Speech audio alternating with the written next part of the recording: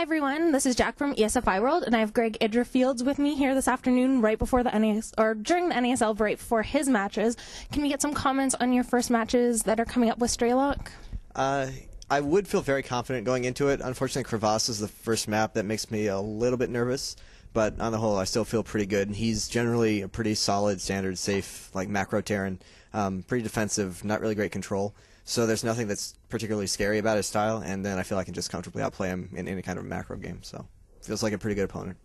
So if you do win, you will face the winner of either Sheth or Puma in the quarterfinals, and then either Moro, Mana, Muslim, or Thorzane would await you in the semifinals. Which players do you think pose the greatest threat to you? I think Puma by far is the biggest threat on my half of the bracket. I think the winner of us will go on to the finals pretty easily. Obviously some other players like Muslim, though he's a little bit out of shape. Thorzane also hasn't been playing particularly well lately. Moro just went off to Korea, so he's a bit of a question mark. A lot of players drop off at first when they go there because they're adjusting to things, so possibly. And then Mana has had strong performances recently, but nothing special. But I think it's mostly between me and Puma for that half. It looks like a lot of ZVT or ZVZ in your direction. Which matchup do you prefer? ZVT. I like ZVZ a lot if it gets into the mid game and beyond, but the early game is very kind of rock paper scissory with the build orders. It's easy to lose games just due to luck or like small little mistakes. It's very volatile. So I feel like the ZVT matchup, even though it's a bit harder in terms of balance, it's much more reliable, and I'll be able to outplay my opponent more likely. So one of the biggest criticisms that we've heard this day, is the single elimination format. As a player, how do you feel that goes? Given that they have best of 5 for every match right from the start, I think it's actually a pretty good thing. Double elim introduces the really awkward problem of how do you compensate the winner bracket winner, and it usually ends in really anticlimactic finals because someone has a massive advantage, and playing from a massive disadvantage on that kind of stage is really stressful. And I mean, there's the disadvantage itself, so the player from the loser bracket almost never really has a good shot at it, and that just ruins the excitement factor. So I think this is actually a better format. So you haven't played yet, but what are your initial thoughts about the tournament, the way that it's set up, and especially kind of the unique player booth that it has? There's some things that are really, really good and some things that aren't so great. I really like the intros, actually, like the player entrance ceremonies. It's kind of cool. It feels a lot more exciting and epic than most tournaments don't have anything like that at all. So that's really cool. The booths, I like the whole stage setup. It's central to the thing, and then everything surrounding it. It's a bunch of big monitors, and everyone can see the players. And the unique booth setup, like you said, it's kind of weird, like not having any separation between you and your opponent being right there next to each other. But it doesn't really matter as long as the booth's soundproof. But there have been some problems. Obviously, every event has technical problems from the start. But those have existed here, so that's not great. And the venue itself, there's not a lot of people yet, which is just kind of unfortunate because it is a good event. There should be a lot of people here. Hopefully that picks up over the weekend. It's really dark in there because they have like the lighting shows and the fog and stuff, but it's just you can't see anything, which is kind of annoying. And the only major complaint I'd say is they only have 4 computers. If you are one of the next 2 matches, then you can be warming up and practicing, but otherwise you can't, which is really unfortunate. For a tournament with only 16 players, they should have computers for everyone. So this year's actually been totally crazy for you. Your departure from Korea, all the tournaments, the up and downs, going into the EG house. Can you talk about your biggest triumph, your biggest lesson, and your biggest moment of 2011? Despite the fact that I've had some pretty big tournament wins over the last 2 months, I still say my biggest accomplishment, happiest moment, was beating Bomber up on stage at MLG in Orlando. He's just a player I really respect, and I beat him in games that I considered really good. You know, it was macro games. That's his forte as well as mine. He's definitely one of the top 2 or 3 Terrans in the world, or he was at that point.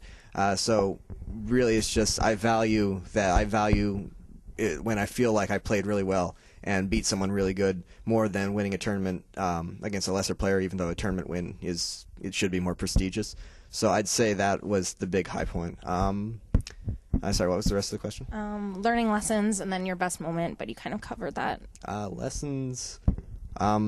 I do kind of need to practice once in a while. I kind of took a break after I came back from Korea and I started to suck. And over the last 2 months I haven't been able to practice because I've been traveling so much, and I definitely feel a bit of deterioration in my play. So I'm ready to go back to Korea and really refocus on practicing. So on that note, you will be going to the GSL to compete in the up-down matches. After your initial decision to leave earlier this year, what are your expectations going back to Korea? I think I'm certainly capable of competing with and beating Code A players, and playing on par with most of the Code S players. Obviously, people like MVP and whatnot are better than me, and I'll need time in Korea to catch up with them. But I'm going into a really great practice environment. Slayers, from what I know, is one of the hardest working teams. They have a lot of great players. Unfortunately, Coco left. I was really looking forward to learning from him, particularly in terms of ZVP. But lots of great Terrans and Protosses to practice with, and just being in Korea in general is much better practice. So I really think it's a great opportunity for me. I'm really looking forward to it. So we're always talking about the skill gap between Koreans and foreigners, but it's not really talked about whether the foreigners are in Korea or whether they're training at home. Outside of the occasional exceptions like Stefano, do you think it's impossible to compete long-term with the Koreans outside of Korea? I don't think there are any exceptions to that. I think Stefano, he's already kind of been figured out. Like, he's still a very good player. He still will continue to have success, but not on the scale that he has recently. We've already seen him lose some matches. Even back at MLG, Boxer and SDC beat him. You know, they just kind of took apart his style. Boxer out-macroed him. Boxer's not a macro player. That shouldn't really happen. He's good. He can't compete with the top Koreans consistently the way he plays. You have to be in Korea to compete with the Koreans consistently. The practice environment is just so much better. You can't keep up with them. So as you mentioned, you will be staying with Slayers. How do you think you fit in with the team? I don't know many of them personally, but like, we've met at events. We get along just fine. I've lived in Korea before. I am very comfortable living in that kind of environment. I have no problems with the team houses, or just a lot of foreigners find it very uncomfortable to move into that. You don't have a lot of privacy or space. It's not what Westerners are used to. But I had 3 years experience in that in StarCraft 1, so I won't have any problems fitting in. And my teammates Puma and Huck are already over there, and they say they're great guys. They're really welcoming. It's a lot of fun to hang out there, so I think it'll be really good. Which players are you most looking forward to working with? Boxer, in terms of like a mentorship role, is just like the competitive aspect of things. And then for practicing with, obviously MMA, I think I'd consider him the best player in the house, unless I'm forgetting someone. They have so many good Terrans. They're all really good. And then Protosses, Alicia and Puzzle are both quite good. Alicia has kind of dropped off recently, but Puzzle is still one of the best performing Protoss in the GSL. So I'd say Puzzle and MMA to practice against mostly. You're one player that definitely has been public about jet lag affecting your training and your practicing, and also how you're competing at tournaments. Can you give a little bit of a light on how it affects you?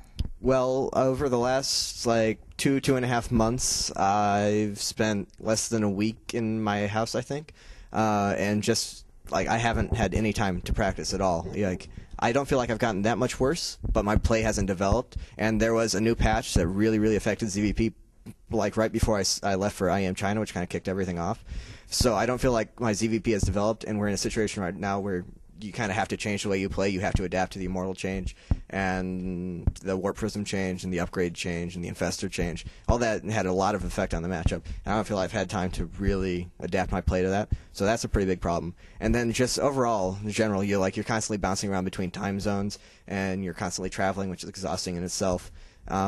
It's just really hard on you to do anything in that kind of environment, much less competitive activity that's really stressful in itself. Although, to be fair, I did win Assembly after a month and a half on the road, so I'm dealing with it reasonably well, but I feel like I could be playing a lot better. There are some players who've been talking about being selective about their events in 2012. What would be the factors for you in determining what events to go to and which events not to go to? Would it be prize money or the level of competition? I think all of the events that are really going to be on the radar for players who can afford to be selective are going to have really big prize money. I think MLG, IPL, DreamHack, IEM, they're all going to be very competitive in terms of prize money. I don't think that'll be a big deal. For me, I like to focus on the American events. I think MLG and IPL are kind of a cut above just to begin with, but I like playing in the U.S., with an American crowd. I think the MLG fans are by far the best from any event I've been to. They're the most enthusiastic and just appreciative and fun to interact with. So I really like that, and IPL as well in terms of that. IPL is great for player treatment. I just think those are the two best events, and I like playing in the U.S.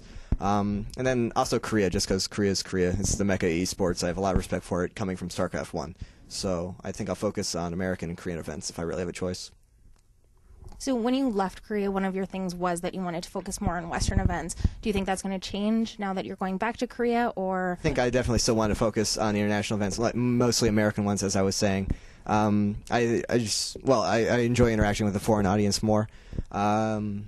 Korean ones are nice for like the prestige. You're competing against the best in the world. But now we have Koreans at all the foreign events too, the best Koreans. So that really doesn't matter as much anymore. And it's just more fun playing, in like my home country and developing esports outside of Korea. Watching the growth of esports in America is pretty incredible right now.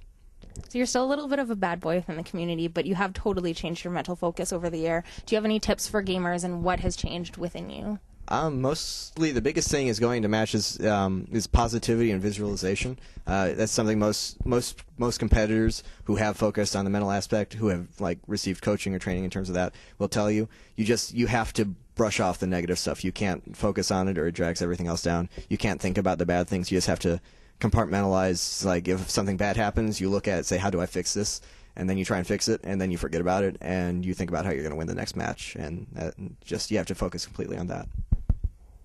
So there's a recent comment in a Team Liquid article about whether or not that EG House has been effective with only Puma, Huck, and yourself reaching top tournament results.